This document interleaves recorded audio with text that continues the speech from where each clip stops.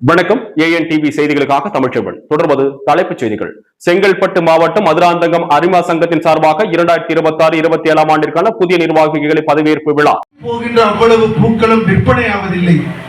விற்பனையாகின்ற அவ்வளவு பூக்களும் மாலையாக தொடுக்கப்படுவதில்லை. மாலையாக தொடுக்கப்படுகின்ற அவ்வளவு பூக்களும் கோவிலுக்கு செல்வதில்லை. கோவிலுக்கு செல்லுகின்ற அவ்வளவு பூ. தொடர்வது விரிவான செய்திகள். செங்கல்பட்டு மாவட்டம் மதுராந்தகம் அரிமா சங்கத்தின் புதிய உறுப்பினர்களை இயக்கத்தில் இணைக்கும் விழா மற்றும் சேவை திட்ட துவக்க விழா வியாழக்கிழமை மாலை 6:30 மணி அளவில் கவின் மகாலில் மதுராந்தகம் அரிமா சங்க தலைவர் முருகேசன் தலைமையில் நிகழ்ச்சி நடைபெற்றது.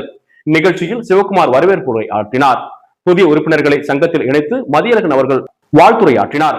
புதிய நிர்வாகிகள் பதவியில் அமர்த்தி டாக்டர் வரதராஜன் அவர்கள் சிறப்புரையாற்றினார். புதிய நிர்வாகிகளை பாராட்டி சதாசிவம் அவர்கள் வாழ்த்துரையாற்றினார். புதிய உறுப்பினர்களை சங்கத்தில் இணைத்து பன்னாட்டு மாவட்ட துணைத் தலைவர் அம்சவழி அவர்கள் உதய உரையாற்றினார். ஜெயக்குமார், சரவணன், ரமேஷ் மற்றும் முனுசாமி அவர்கள் வாழ்த்துரையாற்றினார். சங்க ஆலோசகர்கள் சுதாகரன், சீனிவாசன், பவித்ரா சீனிவாசன், தனபாண்டியன், பாஸ்கர் ஆகியோர் கலந்து கொண்டனர்.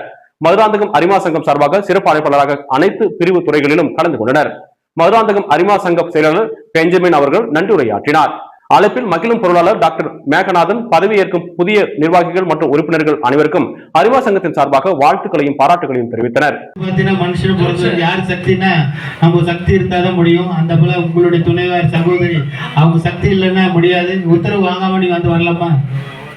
மேலும் நிகழ்ச்சியில் கலந்து கொண்ட அனைத்து நிர்வாகிகள் மற்றும் உறுப்பினர்களுக்கு சால்வை அணிவித்து மரியாதை செய்து நினைவு பரிசு வழங்கப்பட்டது. குறிப்பாக இந்நிகழ்ச்சியில் பல்வேறு நலத்திட்ட உதவிகளை வழங்கினார்கள். நிகழ்ச்சி மிக சிறப்பான முறையில் நடைபெற்றது.